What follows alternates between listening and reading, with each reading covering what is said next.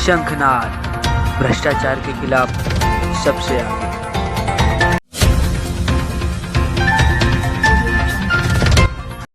श्री आसाराम पाठ में एक बहुत अच्छा श्लोक आता है, सोचा महीना कहीं जाऊंगा, यहीं बैठकर अब खाऊंगा, जिसको गरज होगी आएगा, सृष्टिकर्ता खुद लाएगा। देखिए शंख अभी इतने छोटी उम्र में आप एक बाल संस्कार केंद्र चलाती है, आगे चल के कितना बाल संस्कार केंद्र चलाएंगे? मैं देश विदेश में भी बाल संस्कार बनाऊंगी अपना। देश विदेश में भी? शंखनाद भ्रष्टाचार के चलिए खिलाफ मैं दूसरे की नहीं बताता हूँ, मैं मेरी ही बताता हूँ। हाँ। मैं पर डे में 4 पैकेट गोल्ड फ्लेक्स सिगरेट पीता था। हाँ। शंखनाद भ्रष्टाचार जिस शरीर में एक बूंद पानी नहीं है, वो शरीर में 3 चादर गीला हो गया है, फिर आप इसको कृपा नहीं बोलेंगे, इनको लीला नहीं बोलेंगे, आप क्या बोलेंगे? तो ये सब शंखनाद भ्रष्टाचार के खिलाफ। नमस्कार दोस्तों, मैं संत श्री आसाराम बापू जी के आश्रम में आया हूं और आज मैं एक ऐसे फैमिली से आप लोग को मिलवाता हूं जिनको बापू जी पर अटूट श्रद्धा है। बापू जी के आश्रम में आता है, कई सालों से बापू जी से जुड़े हुए हैं और इनकी एक ऐसी रहस्यमय कहानी है जो आप लोग मेरे चैनल के माध्यम से सुनेंगे तो आप लोग को दंग रह जाएंगे, आप लोग दंग रह जाएंगे। तो मैं चाहता हूं कि ये कहानी मैं इनकी जुबानी सुनाना चाहता हूं। फायदे तो मैं गिनाने जाऊं तो आपको कितने फायदे होंगे वो आप गिन नहीं पाओगे। चलिए मैं एक फायदा की बात करता हूं, जिस फायदे के बारे में आप कल्पना भी नहीं कर पाएंगे। सबसे पहली बात 18/1/2011 की बात मैं बताता हूँ। मेरी बेटी है पूनम शर्मा, मेरा नाम जीडी शर्मा है, मेरी पत्नी लक्ष्मी शर्मा। 18/1/11 की बात है कि इनकी डिलीवरी होनी थी बच्ची की। उस दिन यही बच्ची की उस दिन सुबह सुबह इनको पेन होना शुरू हो गया। इन्होंने बोला कि मुझे ठीक नहीं लग रहा है। मैं बोला आप मेरी बहन के साथ में आप चले जाओ हॉस्पिटल जाने के बाद में वहाँ करीब काफ़ी देर तक मशक्कत हुई। डॉक्टर ने सुबह 8 बजे से पहुँचे थे ये लोग, सुबह से लेकर के शाम हुई और इनका सारा जो पानी का पेट है दोपहर तक काम जो पानी होता था वो ख़त्म हो गया था, जिस कारण डॉक्टर ने बोला कि अभी हम नॉर्मल डिलीवरी नहीं कर सकते। देखिए सरकारी में नॉर्मल डिलीवरी बोलना इसका मतलब ये होता है कि उसको कोई स्वार्थ नहीं है, क्योंकि उसको ऊपर से कुछ मिलना नहीं है। प्राइवेट में रहा तो एक बार बोल सकते हैं चलो उसको कोई स्वार्थ है, जिस कारण वो पैसे के लिए वो कर रहा है, लेकिन सरकारी में बोल दिया कि अब हम डिलीवरी नॉर्मल नहीं कर सकते। इसका कारण ये है कि उसमें डिलीवरी नहीं होना है, क्योंकि पेट में पानी होगा तभी तो मतलब ये होगा डिलीवरी होगा। बाद में उन्होंने बोला कि आप फॉर्म भरिए। फॉर्म भरने के बाद में मैंने फॉर्म तो भर दिया सीजरिंग के लिए। लास्ट में मैंने मेरे चाचा जो पहले दीक्षा लिए थे उनसे मैंने एक सलाह लिया कि आपकी बहू जो है वो हॉस्पिटल में है, मुझे क्या करना चाहिए। तो उन्होंने बोला कि देखो आपके आजू बाजू में गौशाला है। मैंने बोला क्या बेवकूफ आदमी है, आपकी बहू जो है थोड़ी देर में इसमें थिएटर में जाएगी। हाँ, और आप बोल रहे हो कि गौशाला जाओ। मुझे ठीक है कोई बात नहीं, आपके बापूजी ने मंत्र दीक्षा जो दिए, आपका माला आपके पास में है। मैं बोला वो एनी टाइम मेरे गले में रहता है। बोला ठीक है आप जाओ और जा करके आपके गाड़ी में तो रहेगा। मेरे गाड़ी में हमेशा बापूजी के एक श्री चित्र रहता है और पढ़ने के लिए श्री आसाराम सब हम रखते ही है। तो उसमें बोले कि ठीक है बापूजी को आप पानी से धो करके और एक अपना माला जो भी होता है आप माला करके और उनको पानी दे दीजिए। मैं वो मंत्र जब किया हुआ पानी लेकर के ऊपर गया। जाने के बाद मैं मेरी बहन को बोला कि ये अपने भाभी को दे दो। उन्होंने बताया कि उनको नर्स पूछने लगे कि आप ये बात बताओ कि डॉक्टर ने ऑलरेडी आपको मना कर दिया है और फिर आप ये देना चाह रहे हैं, आप ये बताएंगे कि ये क्या है। बोला मेरे भैया और भाभी जो है मंत्र दीक्षित है, पूज्य बापूजी के शिष्य हैं, तो आप ये पानी जो है आप उनको दे दीजिए। बोला जो ये डॉक्टर नहीं कर सकता वो आपका पानी करेगा। बोला आप दीजिए तो सही। बोला ठीक है अगर कुछ हो जाता है तो। बोला मैं राइटिंग में लिख के देती हूँ, अगर मेरे भाभी को कुछ हो गया तो आप मैं लिख के देती हूँ, इसके जीवन मरण का जो भी है मैं लिख के देने के लिए तैयार हूँ। ठीक है, तो उन्होंने क्या किया कि बोला ठीक है मैं थोड़ा सा पानी दे सकता, ज्यादा नहीं दे सकता। उन्होंने थोड़ा सा पानी दिया। देने के बाद में करीब 4 साढ़े 4 बजे ऊपर चौथे माला में MIDC आप जानते होंगे, MIDC आप कामगार हॉस्पिटल में 4 बजे ऊपर लेके गया। 8 बजे इनका नंबर आया 8 बजे नंबर आया तो उनको बोला एक जन जो भी इनके घर से आए हो आप आ जाओ, तो उनको गया, मैंने मेरी बहन को भेजा कि आप चले जाओ।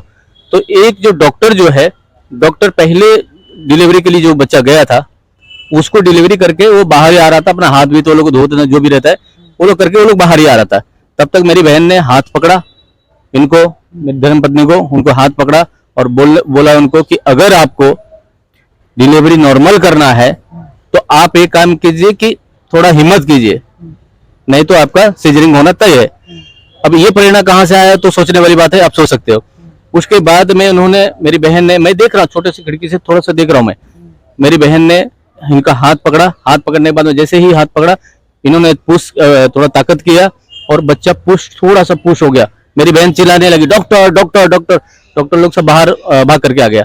आने के बाद में डॉक्टर ने देखा कि बच्चा पुश हो रहा है, उन्होंने दबाया, दबाने के बाद में बच्चा नॉर्मल डिलीवरी हो गया उसी जगह पे हो गया। अब समझ सकते हो, ठीक है, 1 2 3 चादर पानी से लबालब भर गया, मतलब पूरा गीला हो चुका है।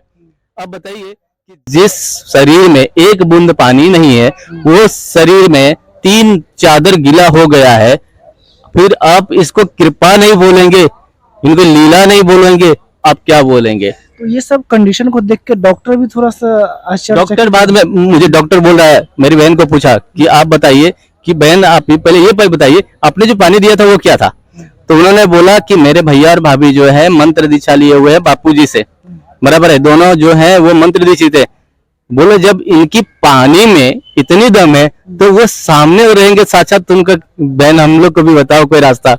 डॉक्टर बोले कि आज तक जीवन में हमने आज तक ऐसा डिलीवरी कभी नहीं किया था जिसको हमने डिक्लेयर कर दिया हो कि पानी नहीं है और सीजरिंग के बिना आपका डिलीवरी हमने आज तक, हमने मेरे मेडिकल साइंस में आज तक नहीं था ऐसा, लेकिन आज पहली बार हमको देखने भी मिला और करने मिला। बहुत आपके मैं गुरु के क्या महिमा गाऊं, वो खुद एक डॉक्टर बता रहा है। अच्छा, और भी कोई आपके साथ कोई ऐसा घटना हो जो इस तरह का मतलब चमत्कार देखने को मिला हो तो आप बताइए। हम के टाइम में मिला है, क्योंकि जब ऑपरेशन थिएटर जाने के लिए तैयार थी, डॉक्टर मेरे को बोला 2 मिनट रुको, 2 मिनट के बाद में मैं आपको लेता हूँ, ऐसा बोले ठीक है। दूसरे का ऑपरेशन कर रहे थे तो बोली मेरी ननद ठीक है रहने दो। फिर उसके बाद में जब 2 मिनट में आया वो रिटर्न, मेरी ननद जब चिल्लाने लगी तो रिटर्न आए तो फिर वो नॉर्मल हो गई। तो डॉक्टर बोला ये कौन है करके, ये कौन सा बाबा, मुझे भी उनका तस्वीर ला के दे दो, मुझे भी पूजा करना है, उनसे दीक्षा लेना है। ऐसा हो गया। बोला ऐसा हमारे हॉस्पिटल में पहली बार चमत्कार हुआ, ऐसा बोले। तो हम लोग को बहुत गुरु का कृपा तो है ही। और कोई बच्चे के साथ ऐसा घटना आपके साथ हुआ क्या? हाँ देखिए, ये आपने मेरा छोटा बेटा को अभी बताते हैं 8 साल का है। मेरा 8 जब भी इनको 4था महीना चालू था तब तक उनको पेन नहीं हुआ, और ये अचानक एक दिन मुझे बोली कि मुझे पेन हो रहा है। तो मैं बोला ठीक है भाभी के साथ में आप एक काम करो, आप चले जाओ डॉक्टर को जाके दिखाना। डॉक्टर मनोरमा, मरोल में मनोरमा करके एक डॉक्टर है, उनको उनके पास में भेजा कि आप चले जाना। तो उनको बोला कि आपको तो 4 महीना हो चुका है, आपको मालूम नहीं पड़ा? बोला नहीं। बोला ठीक है। उसके बाद में फिर कामगार हम गए, कामगार में उनको चेकअप कराया, जो अल्ट्रासाउंड है सब होता है, उनको कराने के बाद में उनको बोला कि आपका जो बच्चा है वो थोड़ा सा डिफेक्ट होगा, बच्चा जो आपका डिफेक्ट होगा, आप क्या करना चाहते हैं, क्या उसको मारना चाहते हैं? तो मैं बोला नहीं। बोला तुमको सोचने के लिए 1 महीना का समय देता हूँ। मैं बोला ठीक है। 1 महीना का समय दिया। जब 5वां महीना लग गया उसके बाद में मेरी बेटी और मेरा जो बड़ा बेटा है निरंजन, उनको लेकर के गया था। तो बोला कि आपके कितने बच्चे हैं? मैं बोला मेरा ऑलरेडी 2 बच्चे हैं। तो देख करके उन्होंने बोला कि मैं एक डॉक्टर हूँ, मेरा सिर्फ 1 बच्चा है, और आपके 2 अच्छा कितना सुंदर सुंदर 2 बच्चे हैं, आप क्यों तीसरा बच्चा को जो आपका डिफेक्ट पैदा होगा आप क्यों करना चाहते हो? हम लोगों ने कुछ नहीं किया, अपने मनी मन प्रार्थना करना शुरू किया। अपना जो श्री आसारामायण पाठ होता है, अपने गुरुदेव का जो मंत्र जाप होता है, हम वो सब करना शुरू कर दिया। गुरुदेव को बोले गुरुदेव आपने बोले ब्रह्म हत्या नहीं करना पाप है, तो आप बताइए कि मैं क्या करूं? मैं अगर इसे मार दूं ये तो खत्म हो जाएगा, लेकिन क्या है कि मुझे ब्रह्म हत्या का पाप लगेगा, इसलिए मैं ये नहीं कर सकता। मेरा बच्चा जो है वो जन्म भी लिया गुरुदेव की कृपा से, वो बच्चा एक बहुत ही अच्छा अभी बात भी कर रहा है। ठीक है, थोड़ा बहुत तो चलिए वो भगवान का देन है। बच्चा को आज लाए नहीं? आज बच्चा वो आया नहीं है, और ये भगवान के दुआ से वो बच्चा बहुत ही अच्छा सुंदर है, स्मार्ट भी है तो आज उसको मारने से आज ब्रह्म हत्या का पाप तो लगता।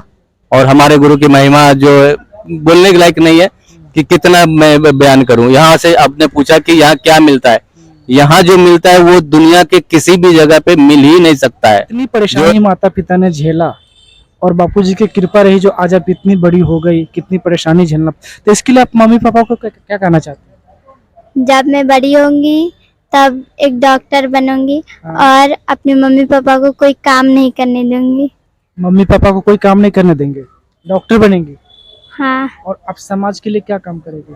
और समाज के लिए मैं सेवा करूंगी, ऋषि प्रसाद का सेवा, हाँ। और भी आश्रम में अभी बाल संस्कार चलाती हूँ। अच्छा, आप बाल संस्कार चलाती है? हाँ। तो बाल संस्कार में बच्चों को क्या सिखाती हैं आप? बाल संस्कार में मैं सब लोग को सूर्य नमस्कार सिखवाती हूँ, प्राणायाम सिखवाती हूँ, किससे क्या फायदा होता है वो सब सिखवाती हूँ, और योगा आसन ये सब मैं सिखवाती हूँ। आपके बाल संस्कार में जो बच्चे आते हैं तो क्या आपको छोटी टीचर बोलती है?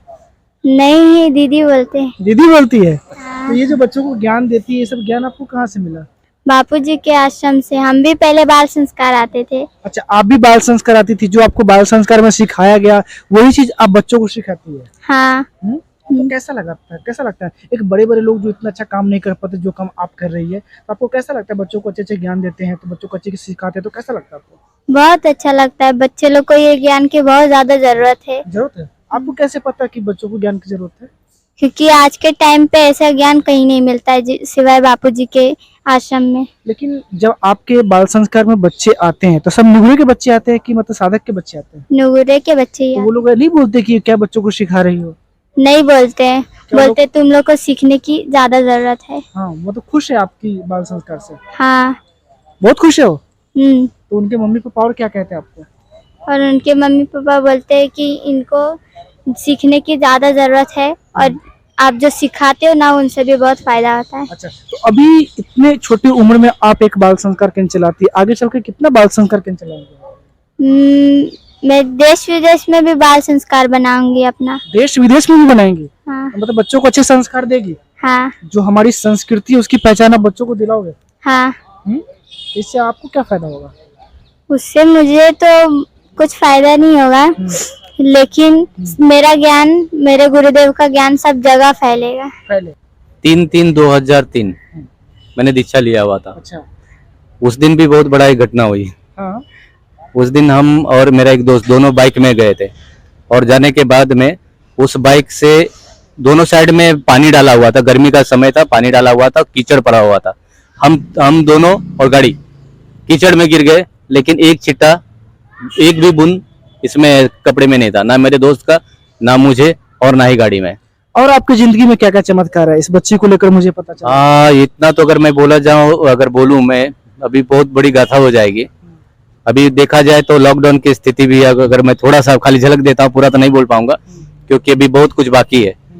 लॉकडाउन की स्थिति में तो सब लोग भाग रहे थे, लेकिन हमने कहीं भागा नहीं, क्योंकि बापूजी ने बोले थे कि आपके, हमारे जितने भी साधक है उनके एक बाल बाका नहीं होगा।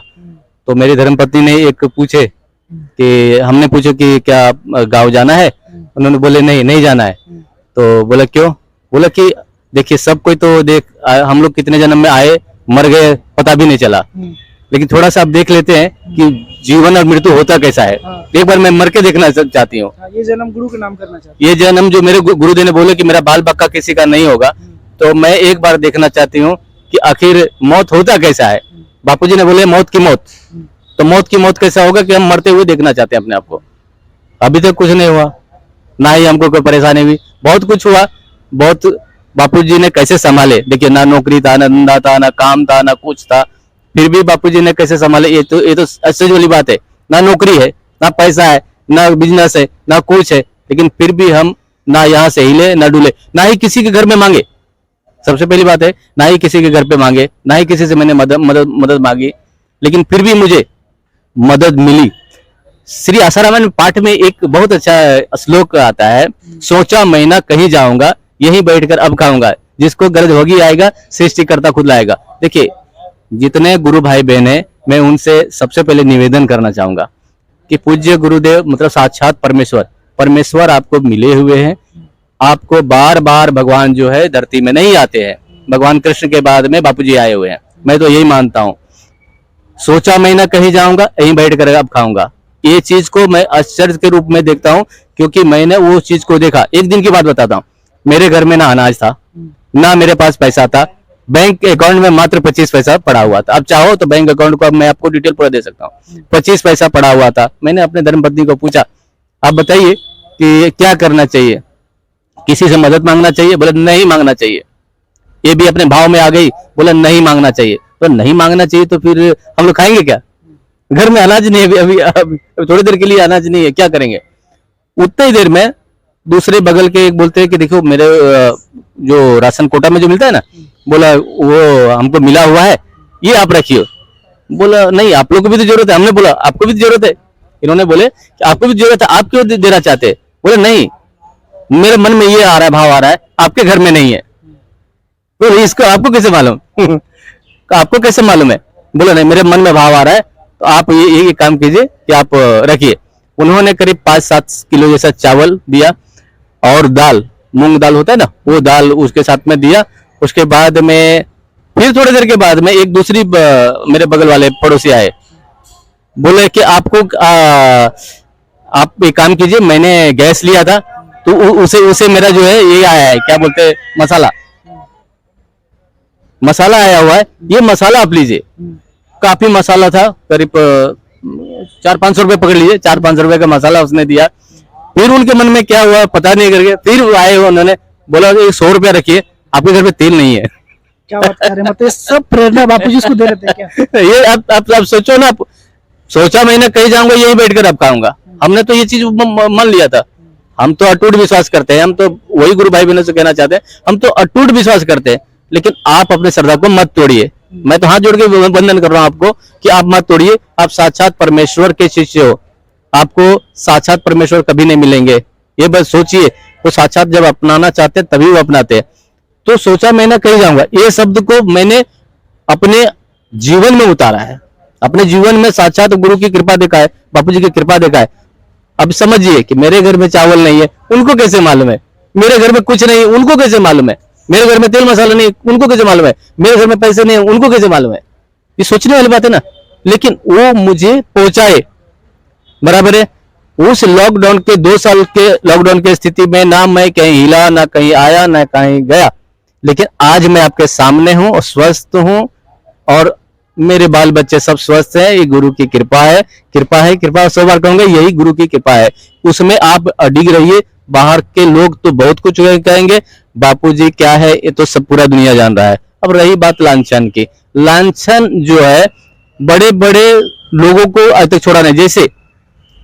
जैसे आप शंकराचार्य जी के जीवन को देख लीजिए, संत ज्ञानेश्वर जी के देख लीजिए, ऐसे बड़े बड़े महापुरुष है। अच्छा, अब इस अपना सरदार आप क्या बोलते हैं, सिख धर्म के गुरु नानक देव जी को देख लीजिए, उनको भी जेल में जाना पड़ा है, बराबर है। भगवान श्री कृष्ण परमात्मा, उनके माता पिता को जेल में रहना पड़ा है। ये कोई बड़ी बात नहीं है। देखिए, हिंदू धर्म में सबसे पहली बात है कि जब भी कोई धर्म फूलता फलता है तो उसमें उसके जड़ को भी काटने वाला कोई ना कोई मौजूद रहता है। ठीक है, अभी बापूजी की संस्था पूरे दुनिया में आज देखेंगे तो सबसे बड़ी संस्था है। आज के डेट में उनके जैसे फॉलोअर पूरा किसी भी संस्था में नहीं है। लेकिन आज जो है उनका, देखिए, जलन होता है कहीं भी थोड़ा सा, उसके कई कारण है। अभी मैं कारण गिनाने जाऊं तो बहुत ज्यादा हो जाए। देखिए, मैं एक छोटी सी सर्वे की बात बताता हूँ। बापूजी के संस्था के लिए एक सर्वे किया एक साबुन की कंपनी। चलिए, साबुन की कंपनी ने सोचा कि भी समझो मैं 4 करोड़ खाली पकड़ता हूँ। ऐसे तो बापूजी का देखा जाए तो कम से 20 करोड़ के ऊपर है। नहीं, मैंने सुना 7 करोड़ शिष्य बापू। चलिए, 7 करोड़ में मैं 4 करोड़ पकड़ता हूँ। हाँ।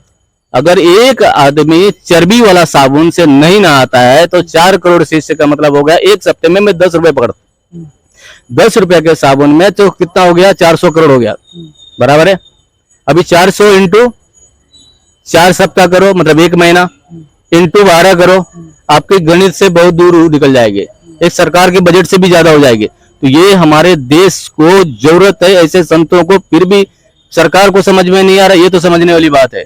अच्छा, मुझे किसी ने एक सिगरेट का आंकड़ा बताया था कि बापूजी को मल्टीनेशनल कंपनियां उनके पीछे लगी हुई है, तो उन्होंने मुझे सिगरेट का आंकड़ा बताया था कि एक इंसान एक दिन में कम से कम 5 सिगरेट पीता है और एक सिगरेट का कॉस्ट 5 रुपया होता है, तो एक दिन में 25 रुपए का सिगरेट पीता है, तो महीने में कितने का पिया। तो आप एक आंकड़ा लगाओ, बापूजी के 7 करोड़ में से सिर्फ 2 करोड़ लोग ही अगर सिगरेट पीना बंद कर दे तो सिगरेट कंपनी को कितनी बड़ी नुकसान होगी। चलिए मैं दूसरे की नहीं बताता हूँ, मैं मेरी ही बताता हूँ। हाँ। मैं पर डे में 4 पैकेट गोल्ड फ्लेक्स सिगरेट पीता था। हाँ। 4 पैकेट फिक्स था, दीक्षा लेने के बाद की दीक्षा से पहले की बात कर रहा हूँ। अच्छा। 4 पैकेट सिगरेट, 23 पैकेट मानिक चंद पर डे में था।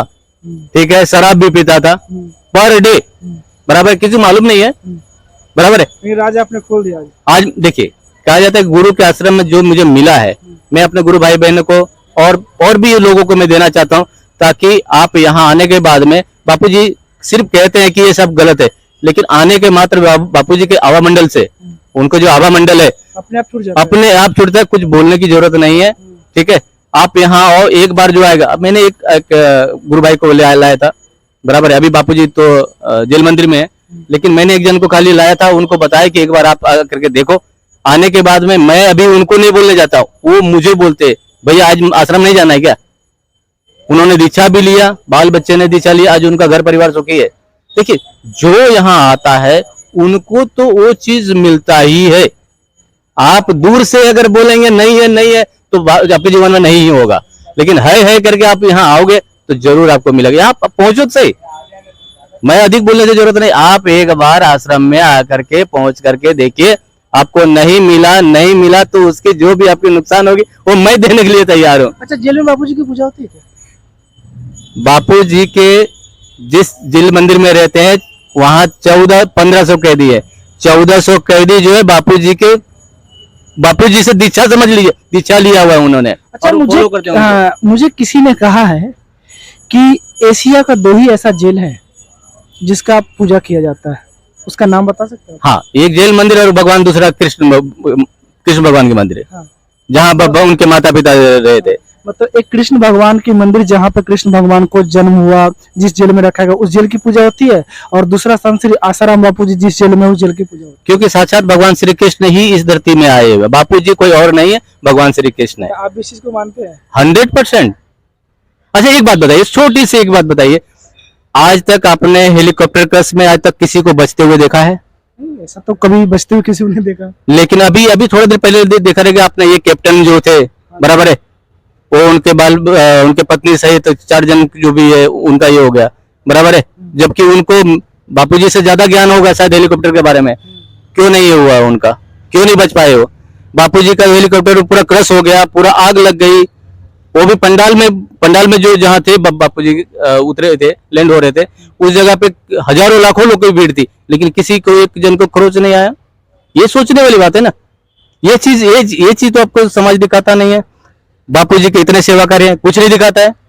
चलो, बहुत बहुत धन्यवाद। तो देखा दोस्तों, ये है सच्चाई। सच्चाई के ऊपर पर्दा कितना डालोगे भाई, कितना छुपाओगे संत के लिए? लाख छुपाओ, लेकिन छुपने वाला नहीं है। जो बापूजी ने किया है वो दुनिया में आज न कल उजागर होगा और होकर रहेगा, और हो भी रहा है। तो कितना भी मीडिया, शासन, प्रशासन मिलकर इसको छुपाने की कोशिश की करेगी, और बापूजी की छवि को अगर धूमिल करना चाहेगी तो होने वाला है नहीं, क्योंकि बापूजी के जो एक साधक ऐसे हैं जिसका अनुभव भी अपने आप में बहुत बड़ा है। और जब अनुभव मैं सुनता हूं अपने चैनल के माध्यम से, जब ये लोग मुझे बताते हैं तो हमारे रोंगटे खड़े हो जाता है। और मैं सभी दर्शकों से कहना चाहता हूं, खासकर जो भी हिंदू लोग हैं, मैं उनसे आग्रह करता हूं कि अभी भी अपने आंखों को खोल लो। और आज भी हमारे देश में ऐसे संत महापुरुष है इस धरती पे जो आज साक्षात भगवान ईश्वर के रूप में है। सिर्फ हम लोग को देखने का नजरिया चेंज हो गया है, हम उनको पहचान नहीं पाते हैं। यही हम सबका बहुत बड़ा दुर्भाग्य है कि जब भी हमारे देश में संत महापुरुष आते हैं अवतार लेकर इस धरती पे, तो हम उनको समझ नहीं पाते हैं। लेकिन जब वो समाधि में लीन हो जाते हैं, इस दुनिया से अलविदा हो जाते हैं, तब उनकी गाथा को पूरे मंदिर बना के दुनिया के सामने पूछते हैं। तो मैं आप सबसे रिक्वेस्ट करता हूं कि जो संत महापुरुष हमारे धरती पे आए हुए, हमारे धरा पे आए हुए, उनको पहचाने, उनके महत्व को पहचाने और अपने हिंदू राष्ट्र की जय जयकार करे। जय हिंद, जय भारत।